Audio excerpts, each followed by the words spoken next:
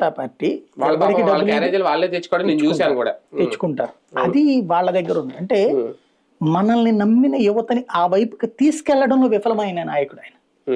నాయకుడు నిన్ను నమ్మినప్పుడు ఇప్పుడు వాళ్ళు ఎమోషనల్గా ఓరెచ్చిపోతున్నారు. అరే అబ్బాయిలు మీరందరూ కష్టపడండి, పని చేయండి, మన రాజ్యం వచ్చినప్పుడు మంచిగా చేస్తాం, అంతేగాని ఓవర్ ఎక్స్పెక్టేషన్స్ పెట్టుకోవద్దు.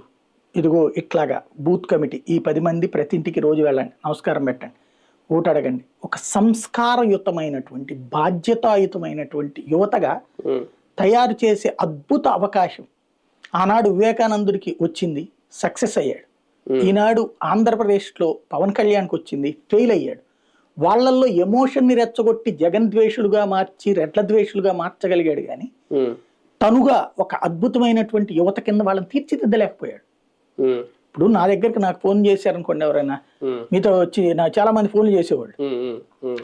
ఇప్పుడైతే ఫోన్ ఎత్తట్లేదు కాబట్టి కానీ ఏంటి మీరు బాగా పనిచేస్తున్నారు సార్, నన్ను కూడా పెట్టుకోండి సార్, నాకు ఏ డబ్బులు అక్కర్లేదు సార్, వచ్చి ఫ్రీగా పనిచేస్తాను సార్ అని చెప్పేసి అంటే నేను చెప్పేవాడిని, అరే నువ్వు ఏంటి నీకేం కావాలంటే సమాజం గురించి మీరు ఆలోచిస్తున్నా, సమాజం గురించి ఆలోచించే నేను నీ గురించి ఆలోచించనా?